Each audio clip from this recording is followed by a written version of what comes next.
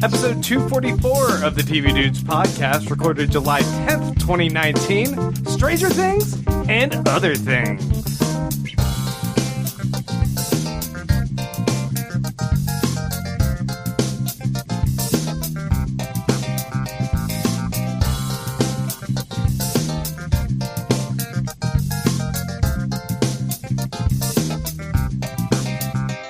You guys have any guess of what we're going to discuss today? Other things. Other things. I think we're going to go. It's a big catch-all. We're going to go all in. Stuff. We're going to go all in on this new Fred Savage show on Hulu, which I think is going to be a huge hit. What is? I didn't watch The this. Flare-nomenon. The Flare-nomenon. We all get a Frosty. The Flare-nomenon is real, Grant. What are you even talking about? Flare-nomenon. I knew Grant would be super into Flare. Yeah. You know what, Grant? You should save it all up. Is this what the show is called? Like, what just happened? What here? just happened? You should binge You should watch. binge it, and it's a little slow going, but I think you're going to love it. It's more meta than Real Rob. You should go all the way to the end. Guys, you need to not spoil this. We haven't even gotten to the TV discussion section of this But I'm so episode. excited to talk about what happened now. Yeah, the Flare-nomenon. It's real. Or what just happened. Did you guys see that other show on Netflix, that comedy, that like bizarre comedy clip show thing? Mm-mm. I should pull up what it is called because I watched this other comedy thing. It was pretty funny. I might even just have to tack that on to just recommend it at least to people. Well, yeah, it's other things. We can talk about whatever we want. Right? It's a big catch-all. I also like, just as a generic conversation starter, you can go up to any stranger anywhere and say, hey, did you see that other show on Netflix? Yeah. And just let them go. Whatever happens next. Yeah, because there are shows on Netflix. There's tons of them. There's millions. This is just a test for people to find out like what they did watch and be like, oh, really? You watched that Ashton Kutcher show? Never mind. We're not talking anymore. It's profiling. Yeah, The it's profiling for TV. Is that what it was called? Yeah. The Yeah, The Ranch? Ranch. I mean, we do a TV podcast, and I don't know half of what's on Netflix. I don't think Netflix executives. I mean, I can guarantee Amazon Prime executives don't know. Yes. Because like movies have popped up there that have been illegal and then had to be taken back down. Yeah, you think there's Netflix people who are like, oh, we make that? Yeah. Yeah. Yeah, I like to think that somewhere there's a Netflix executive that on a Saturday night is like sitting at their house and going through like, we don't make that. What the fuck? When did this happen? Folks, we are the TV Dudes. I'm Grant. I'm Randy. I'm Les. And we're going to be talking about Season 3 of Stranger Things. I think it is the topic du jour. It is. And everyone has hopefully finished binging that show by now. Because we're going to spoil the shit out yeah. of it. We are going to just break it all down. We're going to talk about the whole thing. We did binge it. It is, I mean, what's the other big shows out now? Now that Game of Thrones is gone. Man, I don't know. Stranger Things was definitely the big water cooler show. Everybody was talking about it. Yeah, right now I feel like they released that in a perfect timing like spot in the. I mean, everybody had a few days off with the 4th, and there really is not anything else running big right now. I mean, a lot of shows are kind of in their mid-season seam. It was really smart to do summer instead of another Halloween. I mean, the next thing I can think of is like, I know, at least in my circle, when Rick and Morty finally returns, people will all talk about them. Mm-hmm. But Stranger Things seems all-encompassing. Yeah. And the amount of money they put into that and the return they seem to be getting and how many people watched it, it was huge numbers for them. Yeah. Huge. And, so we're going to be deconstructing all of that. Randy. Yep. We're also talking about what just happened. What just happened? The Flare-nomenon is real. What just happened with Fred Savage? What just happened with Fred Savage? The Flare-nomenon. I don't really know what you guys are saying right now, and it sounds awful. It sounds awful, and I don't, for a second, think you guys enjoyed this show. Oh man, it's so bad. No, Grant, you should binge the whole thing. You should watch the whole thing. I know the whole thing. I don't want to. And we're also going to talk about the Chef Show over on Netflix. Yeah. Which was a delight. I want you to Spoiler explain Patreon just so people know that there's a way that they could make Grant watch. all of what just happened. Patreon.com/TV Dudes. You guys can go there and make a per episode pledge. Give us $1 or $2. And, I think there's even a tier in there where you could give us $20 per episode for like a month. And then you can like make a demand that we do a very special episode. Right. And, isn't it worth it to make Grant watch 10 episodes of this show? Oh, man. There's going to be 10 of these? Just Grant. Just be very specific in your pledge. And we'll do that as a main extra episode that we wouldn't charge people for, probably. No. I don't know. I don't know. Just going to put that out into the universe to not Kyle wherever you are. Yeah. But, here's the thing. That's going to wind up. This is going to backfire. This is going to backfire. We're going to end up watching this. And I had Inhumans lurking over my head. I don't need this shit. Oh my lip curled fully under itself into my gums. Oh yeah. Oh yeah. Like I wanted to yell Guys, at I can't make it this week. You guys are going to have to watch that show and talk about it for me. I'm sorry. No, we'll save it. Folks, yeah, we're going to go ahead and dive into that. If you guys do want to support us, once again, that's patreon.com/TV Dudes. We appreciate all of your support. And let's just dive right into it. I want to hold on to talking about Stranger Things until the last of these episodes, or these shows, rather. Yep. So let's first talk about the Flare-nomenon. Let's go ahead and talk about the Flare-nomenon. My God. Let's get it out of the way. I don't know what you're talking about. What is this show? The show was pitched. I saw it. It crossed my path before it came on. And it was called What Just Happened with Fred Savage. And the pitch is that it's like one of those after shows like Talking Dead for a show that does not exist. It's a show called The Flare that is based on this book about – it's a much more pretentious title. If Lost were based on a Song of Ice and Fire type book series. Yeah. And so combine those two levels of fandom. The pitch is that we're watching a parody show of the Talking Dead and those kind of shows. And Fred Savage real Fred Savage is the host. Like as himself. And they're going to talk about things that happen in this non-existent show. I thought this sounded like a fun concept. It really did. I like the idea. It opens with a clip of the fake show, which is so over the top. I mean, the problem is it's not over the top it's enough. It's not over the top enough. It looks sincere, and that's one of the first indications I had. I'm like, oh shit. Yeah, they don't go far enough. Like it's definitely into I wouldn't watch this show. This is ridiculously dumb. But not enough to know that they're sending it up. Yeah, it's got to look bonkers. And that's really the problem through the whole thing. So as they go in, they pair Fred Savage with this other host that's just like a YouTube personality or something, and she's never read any of the books. He is a huge obsessive fan of the books. They actually pass up a really good opportunity for a Princess Bride joke. Yeah, they did. They passed up a lot of jokes. There's also every joke they had was easy. Like you see it coming a mile away. It's not funny. Like him, he's genuinely unlikable. Being super needy and insecure about it's really bad. We've seen Fred Savage be great. We've seen Fred Savage has directed a bunch of Always Sunny. He's got this dark sense of humor. None of that's in evidence here. They don't even have it cranked to 11. They don't have. I mean, they've still got it at like 6 or 7. Yeah, they don't even have it cranked to 10. Yeah, he insults the star, and the star walks off, and then he comes back, and that could have been really funny. Yeah, it could have been hilarious. And instead, it's just awkward. Like you keep forgetting that the shtick of the show is bad joke. Yeah. And you start really thinking like, I feel bad for Fred Savage. They are fucking this show up. Yeah. And like Rob Lowe turns up. Yeah. Because he and Fred Savage are besties in real life. I don't know if that's part of the joke or what. I think it's because they were on that Fox show together, and that's why they're friends. The Grinder. But basically Lowe makes it watchable for about 10 minutes. Yeah. And then that's it. Like it's really so awful. Bad. It's when really he showed awful. up, when Rob Lowe showed up, I genuinely thought, oh, thank God, Rob Lowe is going to like throw him a lifeline or something. And then I went, oh wait, no, there's nothing going wrong on this show as far as this show is not going badly. It is going exactly as it's written. Yeah. This is not a real after show. They meant this to work. You guys just told me I should watch this. Oh, were you listening? 10 episodes of it. Or were you listening to that, Grant? Don't worry. I'm just wondering why you would do such a thing. It builds up over time. Yeah, it builds up over time. We were being ironic. I'm never going to watch that. It sounds terrible. Super ironic, Grant. I did want to say, over on Netflix, there was a comedy called I Think You Should Leave with Tim Robinson. Uh-huh. It's a bizarre, awkward comedy. It's a bunch of like little shorts. I wasn't sure if that was a show or if that was a stand-up act. I found it really funny. Okay. I think it maybe has a little bit more of a younger audience's absurd humor kind of slant, but I would recommend people check that out. I Think You Should Leave. Okay, I'm going to go. Yeah, bye, Randy.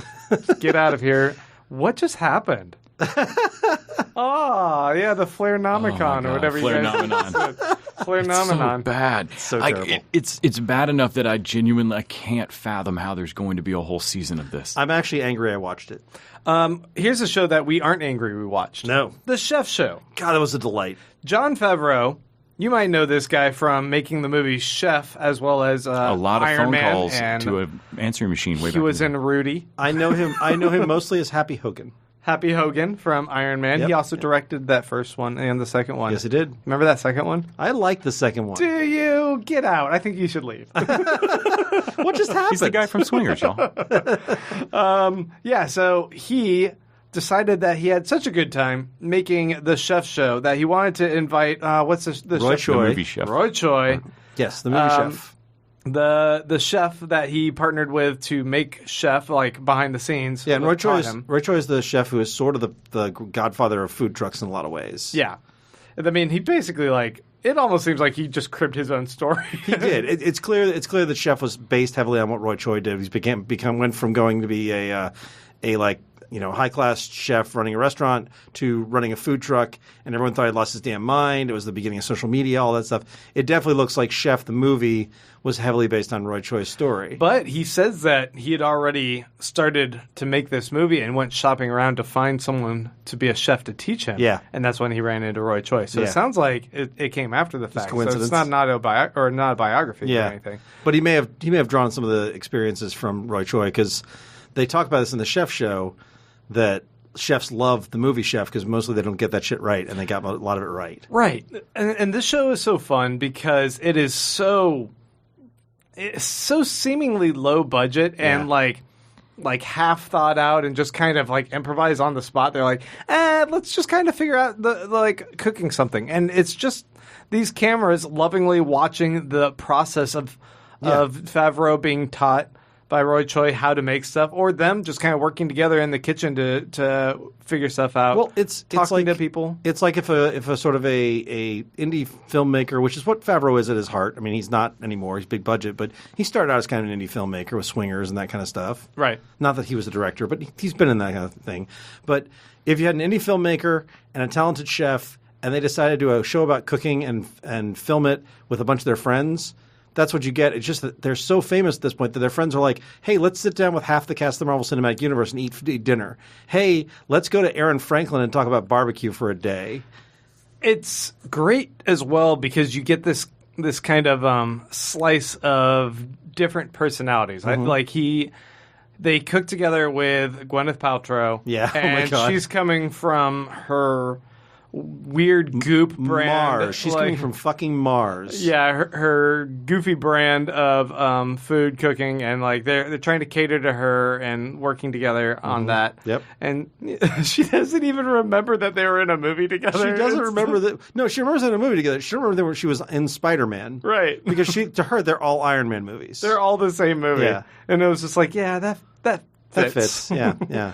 And then getting to see them kind of going to the food competition here in Austin, the Hot Luck. That made me want to go. Did you go to that? No. I wanted to go to that now. That Hot Luck Festival looked amazing. Right. The barbecue, the process at Franklin's. It shows you the fun of being a chef, and I think we see a lot of shows about the work of being a chef. Mm-hmm. Especially like things like Top Chef, I know you and I both enjoy, are definitely about like the precision, the work, how many hours go into it. This definitely, while not downplaying how much work goes into being a chef, it showed sort of this is the fun improvisation of being a chef. And I think the guerrilla style of it helps a lot. Like when they go into the food truck, it like bounces and they show you all the exploded view of all the ingredients, what they're making. Yeah. Like these are guys who love what they're doing. Like Jon Favreau doesn't cook food for a living, but he clearly cooks food for love. And you can tell that he knows what he's doing. Yeah, it all just feels so playful, Yeah. so down to earth, and such a loving little project. Yeah. And the fact that he's able to get, like you said, Kevin Feige, Yeah. and Robert Downey Jr., Tom Holland, the Russo brothers, Yeah. all of them around a table just to kind of shoot the shit about making the films, as well as like the joy of being a known chef, Yeah. and having another big time chef cater food to you, Yeah. and just like really trying to impress you and wow your friends. You know what's interesting is this kind of thing could easily come off as I just want to strangle these rich people. I never got that vibe. I never felt like what a bunch of privileged rich people enjoying their privilege. Like I was like, this is just these are guys who happen to be working in a different stratosphere as far as what they can get as far as money goes, but they're talking about food and what they do for a living and that kind of thing in the same way that my poor ass friends do. Wow, Randy.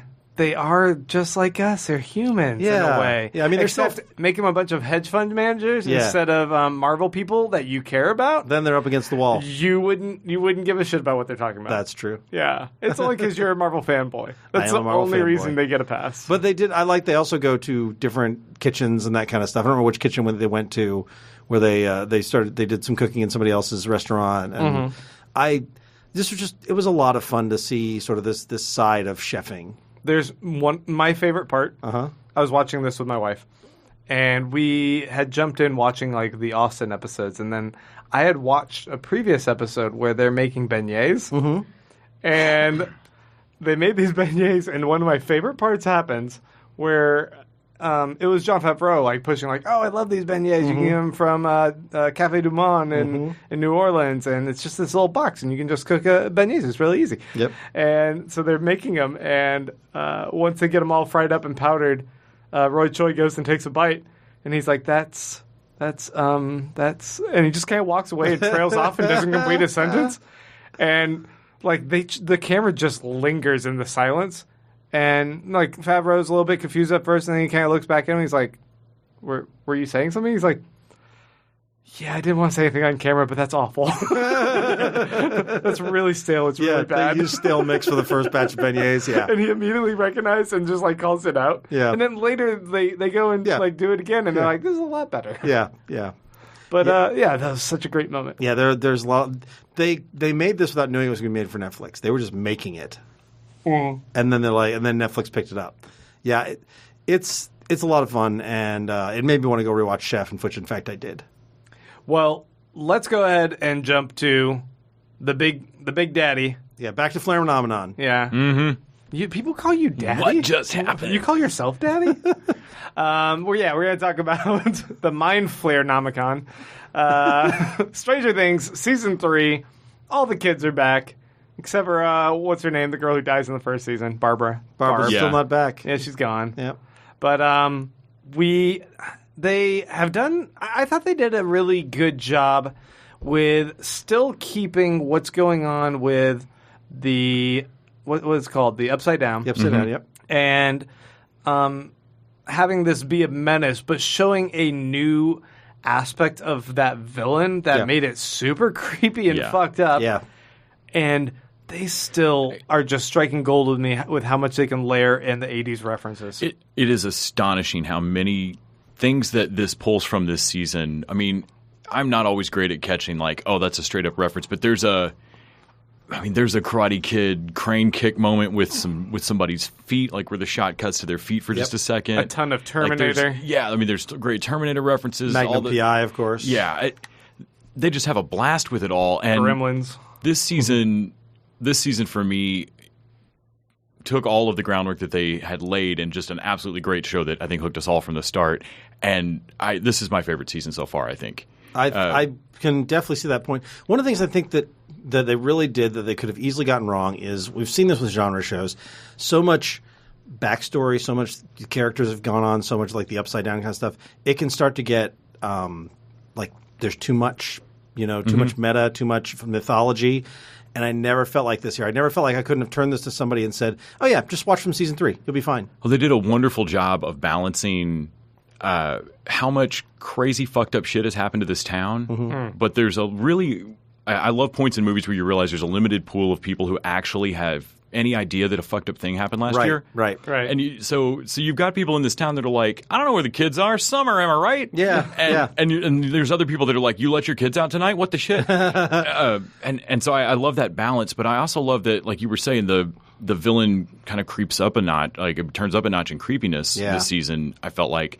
And I liked that it felt like the villain actually learning and trying something different. Yeah. Because like what makes the Mind Flayer army, like that makes the villain so the Body Snatchers reference basically, right? That makes it so creepy. Really felt like an evolution where where the villain realized, oh crap, when I only infected Will last season, they beat me because I was isolated. Yeah. Now I'm in multiple people, so when they just go after Billy at one point, it won't fuck me up. Yeah. Okay, we're going to hit some spoilers here real quick. I mean, I just want to say, we're going to hit spoilers. The fact that they sacrifice a couple different people, I thought was a great call. It makes the stakes a little bit believable. Mm-hmm. Like, they have, what's his name? What's the mom's name?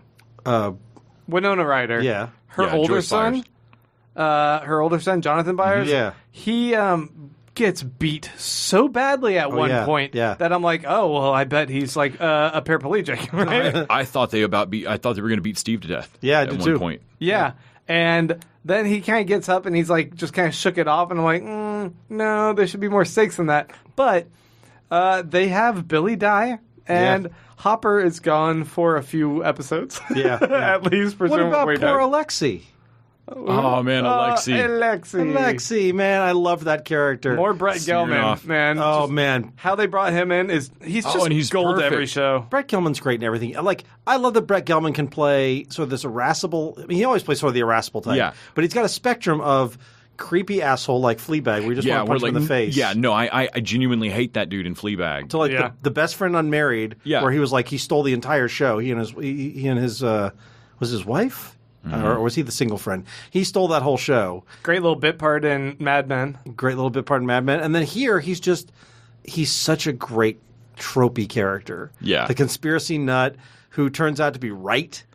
And calls them out on their like annoying relationship bullshit, which was so necessary because I was just like, do they not know what to do with the dialogue here except for have them like just snap at each other so much? And then he dresses like Bruce Willis in Die Hard. And watching him bond with Alexi, it was just priceless. Oh, that was great. And he went to go get corn dogs. Yeah. And then you feel so bad about it later. Oh man, when it goes, like you can see it coming from a mile away. You see the Terminator guy walking past. You're like, oh shit. There's nothing you could have done if you.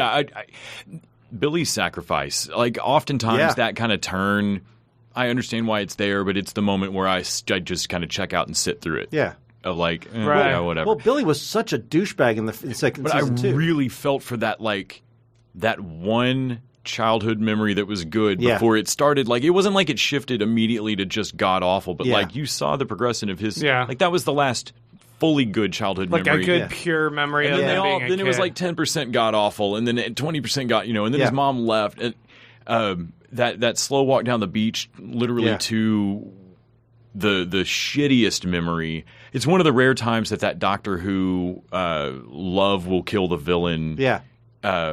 Really worked for me. I bought his sacrifice. I bought that Billy had this one moment of decency in him. And they also tied it to when it kind of activates and Will can start to feel that he's back. There was a moment where I thought, oh crap, Will's about like that little bit that's still tingling Spidey sense style for Will is about to take him over, and it's because his friends reject him. So like when he's at his it's like depression being able to jump you when you're at your lowest or something. Poor Will. That kid is getting the shaft. Like, in the first season, he's relegated to being a missing kid. Yep. In the second season, he's just a little weird and off, and everyone else is like there to save the day. Yeah. And here, all he does is touch his neck the whole time, and I'm like, they don't know what to do with him. And I really thought they had something interesting planned with the fact that like he has a connection. I thought they might do some sort of 11-esque turn where she's put out of commission, which was such a great call. Yeah. But instead, he was going to somehow step up and be like, holy fuck, I have a connection. I can actually manipulate this. All of Eleven's powers come from her connection to the Upside Down. Yeah. She goes to the Upside Down to look around for her. So in theory, anybody that can make themselves access the Upside Down should have not maybe her telekinetic powers, but her geolocate people and that kind of shit. Maybe they're just biding their time to introduce that. So to the that would have been wonderful to me if like Will had crushed a Coke can at the end of an episode or something. Will just wants to play D&D. Yeah. He just wants to play some D&D. He really does. And he's in love with his best friend, Finn Wolfhard, whatever. I was a little annoyed that if I remember correctly, last season they sidelined Dustin from the group and he had the whole secret Demigorgon, right? Yeah. Right. I mean, they didn't sideline. It wasn't like Will where they just he didn't do anything. But they found the bond between him and Steve. Yeah, which was great. Doubled down on it. But they separated him from the rest. Like Dustin and the other kids didn't interact as much last season. He was hiding a secret from him and having his own adventure the whole time. Right. Yeah. And then they did the exact same. I mean, I loved Dustin and Steve and Lucas's little sister. Oh my Erica. God, Lucas's little sister. I loved their side thing, but they sidelined Dustin again in the same way, and I was like. Oh, I actually like that because then we get that moment in the 7th episode where they all start coming together. Yeah, I like that they were all off having I just wish adventures. they picked a different kid this time That's because they fair. did the exact same thing to Dustin last time. I think they had the chemistry between Dustin and Steve, and they just had to go with it. I think for me it just would have fit better if. Last summer Dustin was the one that was a little outside the group. This summer so-and-so is the one that's a little outside the group. Like that. To be honest, much as I love all the kids in Stranger Things, I don't think anybody else could carry that plot line except for Glimatazo. Yeah. I think he's the one he and Steve's thing is so good. Will is the outsider anyway. Because can you imagine Will in that role? I can't see it. it. It would have been Lucas. And you can see I can't see Lucas in that role because also I don't want you to take Lucas and Max apart. Yeah. I fucking love Lucas and Max. Oh together. man, Lucas's whole Relationship guru bullshit. Lucas as the wise older man who's been in a relationship for 6 months. Yeah. And they broke up a million times. Yeah. Max's whole this is normal, this is how things are. Yeah. Oh yeah. The kids that have been in a Spunky relationship Brewster style. that are trying to advise their friends on what women and men are like. Oh my God. Genius. It's Lucas so good. couldn't be apart from his or next to his sister in that plot either. Oh, they couldn't have used Erica. They couldn't have used her as a character at all. Erica, last season, I think it's one of those things where the writers' room saw oh wait, her giving shit to her brother is great. What if we give her more to do? And she fucking nailed it. She's so good in this. fantastic. I love Dustin's oh wait, I'm sorry. Of everything I just said to you, your sticking point is that you don't believe your brother's involvement. It's just it doesn't track. Also, I love the new character from Scoops Ahoy. Yes, Ethan Hawke's daughter. Yeah, Ethan Hawke's daughter. Oh, is it? Okay, That's makes sense. Hawke and Yeah. Uma Thurman's daughter. I really liked that. I thought they were going for the Steve romance thing, and I liked the swerve on that. I thought that was really good. Also, one of the things I really love about this show is that it could easily get too 80s tropey. Like if it was just a bunch of obvious Some nods. people don't like it as much. Those people are wrong. They are wrong. Because also the way they use it is like doing a mall story. Because the mall was such an 80s thing and is now such an it's impossible to imagine this being the same kind of thing. And a secret Russian base underneath the mall is the most 80s story you could possibly do. The only thing that would have made it Red Dawn references too. The only thing that would have made it more 80s is if there was drug runners there too. Like that is the only thing that would have made it more 80s. They did that last year, or last season with when Elle goes and breaks bad in her leather jacket and all the punks. I was hoping we were going to see more of 6. See, that's what I'm thinking. Like in another season, I thought she's going to not only reunite with 6, but maybe find a couple of the other ones that might be around. Yeah. Well, maybe with her powers they have damaged to. now. That may be where they go. They need a super team. Yeah, they are only doing 4. They're only on 4 seasons, right? Isn't that true? I wasn't sure if this wasn't the last one. I thought this was the last one until I realized there's another one, and now I'm like, please don't say they're only doing one more. Thought it was 4. I thought it was going to be short-lived. I thought they had a plan to do 4. I mean, the kids are going to grow up. Yeah, they're already growing up, but I just read about Netflix has a certain model that they recognize that after 2 seasons, a show doesn't necessarily garner them any more subscribers or any additional income. Yeah. And so a lot of times they will nix shows right after 2 seasons because that's also right after the second season is when they all renegotiate for more pay. I thought it was 3. Yeah, I'd read something similar that it was 3. Yeah, I thought it was 3 seasons, not 2 seasons. But they had a pay scale, like they were going to pay more per show as the seasons ran on, and that there was some break line. But at any rate, Stranger Things is outside that rule. Millie Bobby Brown is banking. Yeah, I mean, the Stranger Things is outside that rule because they touted how much of a record-breaking, and Netflix doesn't talk about their numbers, but I saw an ad the day after of how many people watched and how many people had already binged all of Stranger Things. Like, they are touting those numbers everywhere. They are not going to... This season is so fun. Those guys have to know that. Like, they should let it run 5-6 seasons. I don't see... Like, 4 seasons seems... like a dumb Good Place mistake. See, here's my argument. And Good Place is the same thing. I think that you go out on a high note. You end your show before it should be ended, as opposed to waiting until you shouldn't end it. I think they could do 5 years, though. What just happened? I think they could do 5 years of this. I'm with you. It doesn't feel like I was thinking about this, the 80s tropeness, and how that's a fair crit. Like this thing could be just a patchwork quilt sewn together of 80s references and not actually have its own story at all. Yeah. But it doesn't feel sewn together of references. It's not just a Goldberg's sitcom episode with just 80s jokes peppered in. Right.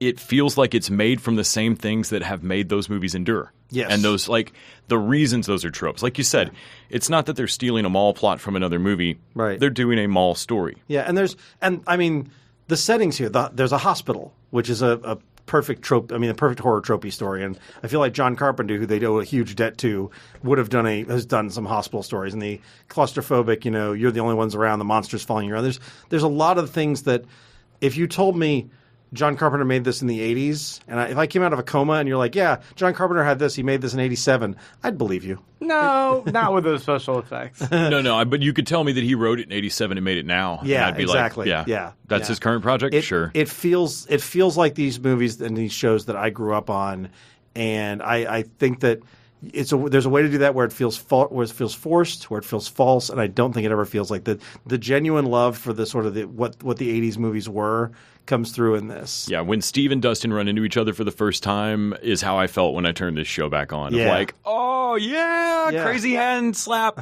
high five. Everyone's reaction to Dustin singing the Never-Ending Story. Oh my God, that was so good. Also, was my reaction that his just girlfriend, joy of like, that Susie exists. Susie exists, and that they have this sort of kidsy relationship. I love that moment. Also, all the kids have the powers. Have you noticed this? It's a very 80s thing. Lucas has his slingshot, which is plays in perfect moments. Mike has his upside down sense. Elle has actual powers. Will has his upside down. Will has upside down sense. Mike has. What does Mike have? Mike has 11. He's got the power of love. Yeah, and then Dustin has his the radio tower, which becomes a big thing. Also, I would like to talk about the music in this show.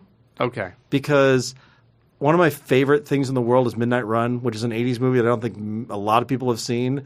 And it's a road movie. It's sort of about mismatched people.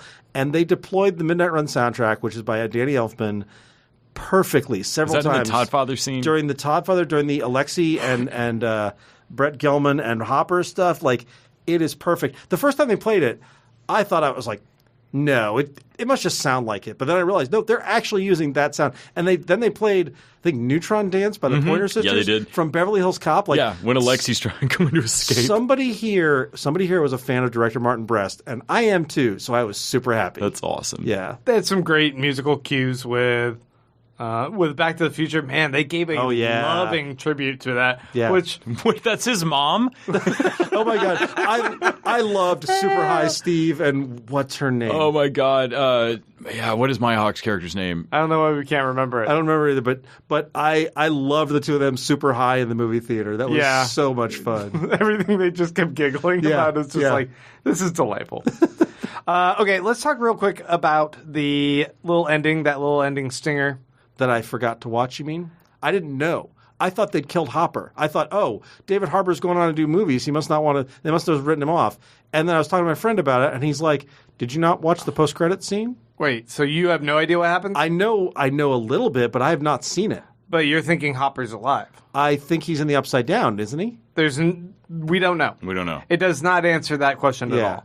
What happens is we jump back to that Russian base from the very first scene. And there's two guards walking through where there's all these jail cells. And the one guy tries to go to this one door. And he's like, no, don't open that door. Not the American. Let's get this other guy. So they're holding an American in one door. That's all we know. Okay. They go get this other guy, bring him downstairs to this cell. And one of those, the Demogorgon, the one that's got the flower petal teeth face head thing. From the first season. They put him in a cage with that thing, let it out, and it crawls out and opens its mouth to devour that guy. And that's where it ends. Like, they're still doing stuff with the Upside Down. So there is actually a Russian base as well as the Russian base underneath the mall? Yeah, no. At the very, very start of Stranger Things, they walk out into, snow-blasted That's right. Russia. It was Russia. I thought they'd faked us out. I thought that whole and then thing was... it was that same science team came over here because maybe our split in the wall will work was better. what they needed. Yeah, they found out that we had a much better connection. No, it's funny. It's funny. I had forgotten because of the first episode. I was like, the Russians are going to open it. It's going to start this whole thing. Jesus, I could rewatch that whole thing tonight. I think. And then when they revealed the Russian base underneath Starcourt Mall, I was like, oh, it must be that that whole opening scene must have taken place in Indiana, and it was a fake out. I'd forgotten that they actually showed it was in Russia. Mm-hmm.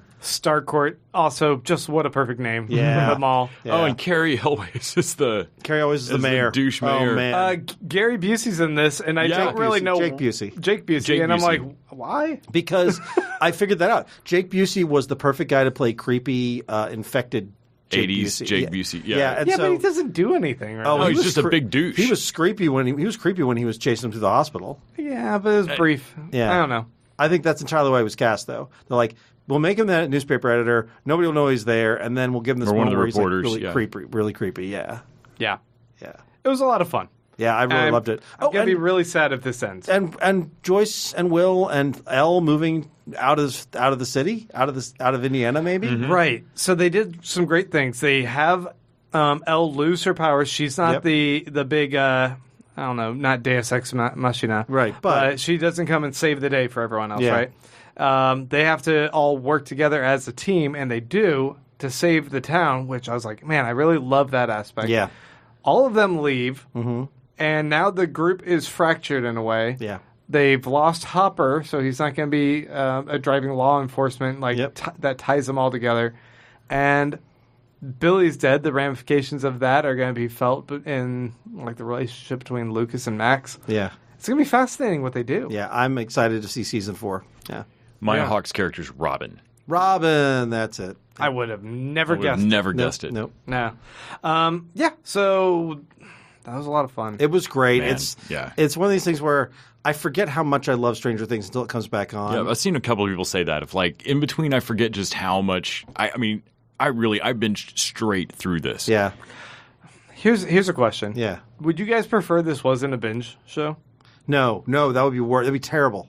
I need to be able to watch the next episode No, I wanted them immediately. one after another. Yeah, I need it immediately. I want that, but at the same time, I kind you of just want to wish. speculate. No, yeah, I kind of wish there was a show this good Yeah. that was week to week that all of us could be like, oh my God, let's talk about that episode. And I want to just focus on what happened in this one episode. Yeah, I can rather see than that. the whole thing. I guess. I don't know. I think I would lose a little interest. I like how focused the whole story is. I like seeing it as one big movie. I just miss it, Randy. I miss the water cooler episodic show. I know you do. Doesn't exist anymore. Nope, that world is gone. That world is gone. Maybe what you should do is every week just check into what just happened.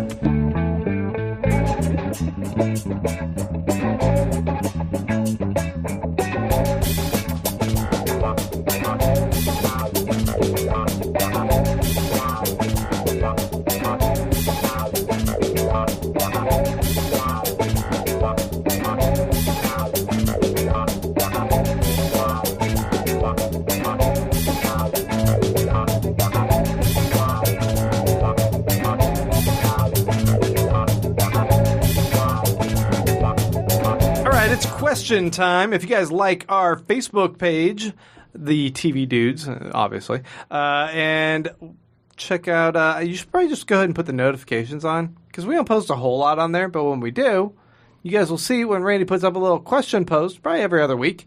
You guys can ask us whatever you want. We will happily answer it here on the show. Or surly. We'll answer it in a surly manner. Sometimes surly. It depends on if you're talking shit about Lost. Don't do it.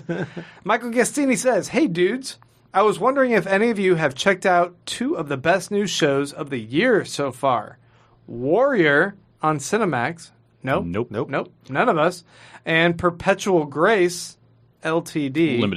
Limited on Epix. Nope. Also no. Where is Epix?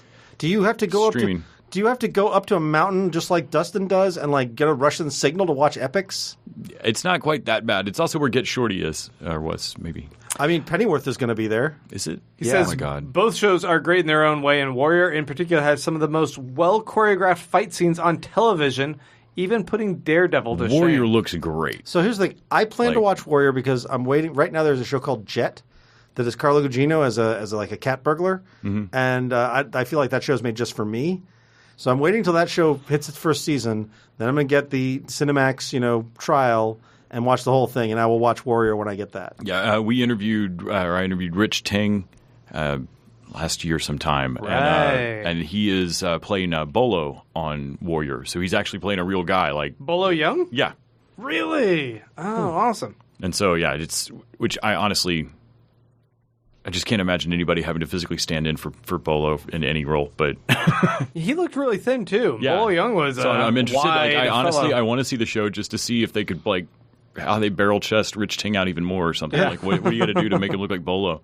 Jonathan Haptemichael says, "Hi, dudes. Stranger Things 3 has huge marketing behind it, but I don't feel like making it appointment TV when I have a backlog of Tuca and Birdie, When They See Us, and The Umbrella Academy. What recent shows would you have put on in the backlog if not for having a wonderful TV podcast?" Oh, that's a good question, actually. Is there anything that we, like, jumped ahead on because we had to talk about it? Yes, everything you make me review. Everything, every week. We had more shows on this episode that we were going to discuss, and I was like, Randy, you're fucking killing me. I can't watch all of this. I'll say this. I kind of have the opposite problem. There's stuff I want to watch that I can't because I got to watch whatever the homework is. So, like, iZombie, I'm not up on it, and I'd love to be, but it's just like it's like I can't justify watching it. I'm caught up on iZombie, but I did not watch Chef. Yeah. Or the Chef show. And like Letterkenny, I still haven't made it through Letterkenny, which I'm obsessed with because I'm like, well, wait, I got to try and watch some, I got to make sure and get through Stranger Things before we talk about it. So there's definitely more like stuff that I want to rewatch. Like Veronica Mars just dropped on Hulu, and I really want to watch all of it. They finally put it up before, and there's no way I'm going to do that before the new episodes come out. I want to watch all of it. I did save a lot of time by not watching Tuca and Birdie, though. Yeah, me too. We should go back and address this because he puts The Umbrella Academy on here as one of his backlog shows he needs to watch before Stranger Things 3. No, dude. I love Umbrella Academy. And I love Umbrella and I love Doom Patrol, and you should watch both of those as soon as possible once you're done with Stranger Things 3. Yeah, Stranger Things Season 3 definitely before you will pump a fist in the air at least once during that, and it's worth it. Yeah. See, here's the thing, though. Jonathan's younger than us. He might be a kid. He may not have any feels for this. He might be a kid of the 90s. Oh, that's true. That's an interesting point. I hadn't considered if the 80s-ness of it just hooks me a certain way. See, like, I'm born in the 80s. Yeah. But I still lived through, most of it. Yeah. And I feel like I watched a lot of older movies in the 90s, that were 80s movies. Yeah. So I feel like I'm still, tied to that. Yeah, you're tied to it. Yeah. All right, last question comes to us from Marvin A. Lanier, who says, "You can never take my questions or comment." Or freedom. I'm okay, all right. He says, but you have this one, I guess. Does anyone know how Ashley is doing? I do. Wait, okay, so real quick, who's Ashley? Ashley was one of the TV dudes who got busy with real life, and she went and worked for NASA, and then she couldn't do TV dudes anymore. You were not supposed to say that she worked for NASA. She worked for NASA. That's top secret. She was doing top secret shit. They're just embarrassed because Jinx sent her to space. So she got her master's, I believe, in she got her bachelor's in chemistry. Chemistry. Yeah. So she got a new degree in chemistry. She completed that, and now she's looking for some jobs in that field. She got married. Oh. That I didn't know. Did not know that.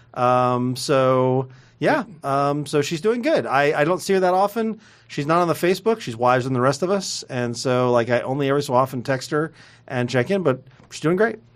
All right. Just doesn't watch much TV, and she hates us. She hates me specifically. Oh, it's weird. Yeah, but yet you still text her in spite of the restraining order. No, because of it's out of hatred. He's like, you will talk to me. It's out of spite. You still doing okay? Yes. Fuck. Folks, we want to thank you guys for tuning in this week to check out the show. And please remember, you can go ahead and follow us on Facebook, on Twitter, on Instagram now. We're over there as well. Twitch, Snapchat, MySpace. We got Live Journal, all porn. Pornhub, Tumblr. Make sure to check out. Oh my God! Check out our porn shop channel. it's gross. It's actually just us talking about TV. It's really disappointing. And we want to say that you guys can help support the show at patreon.com/tvdudes. You can also listen to some of our other podcasts, including The Good Die Young. Indeed. Which is on its season 2. Yes. So Happy Town season is our season 2, and it's going to wrap up here pretty soon. Then we've already started Chaos. Is it ironic that your show about one season shows is going to go multiple seasons? It is. I'm going to do the 3rd season of a show about one season shows, and it's getting confusing as fuck. Meanwhile, Randy, are you still doing the Rogues Gallery podcast? I am. I do the Roguecast once it's been a few weeks. We've had some staffing issues, and so I have not recorded in a few weeks. But in general, every week we do a comics and pop culture podcast called The Roguecast. You can find it at roguesgallerytx.com. You can also find me over at thebeerist.com, where we talk about craft beer once a week and make a bunch of dick jokes. And you can also check me out on Who Pods the Watchmen, my new Watchmen podcast. We're going through the comic book in anticipation of Damon Lindelof's new HBO series. Very excited for that. Hopefully that will be the new Game of Thrones. I don't know. Mm-hmm. And I do like a Star Trek one, and I do like a one on podcasting. Do too many podcasts, whatever. And next week, from when we're recording this, I'll be at San Diego Comic-Con for That's My Entertainment. That's My E. Where can people hit you up? On Twitter or something? Yeah, at That's My E. If you look for that'smyentertainment.com, they're who are sending me. Yeah, but where can they hit you if they want to meet up with you? At Les Weiler, that's the best way to find me. Yeah, over on Twitter. And all the socials and whatnot. What's your hotel? Where's your hotel? I have no idea where I'm What's your staying. cell phone number? I don't know the layout of this. Flying into LA and then I'm being driven up to San Diego, and I don't know shit about either city. Dude, okay, fine. Just give us your Social Security number. Right? Yeah, all right. Yeah. Well, the last 4 digits of your credit card. All right, folks. Thank you guys for checking out the show. We will be back next week, and until then, TV Dudes out.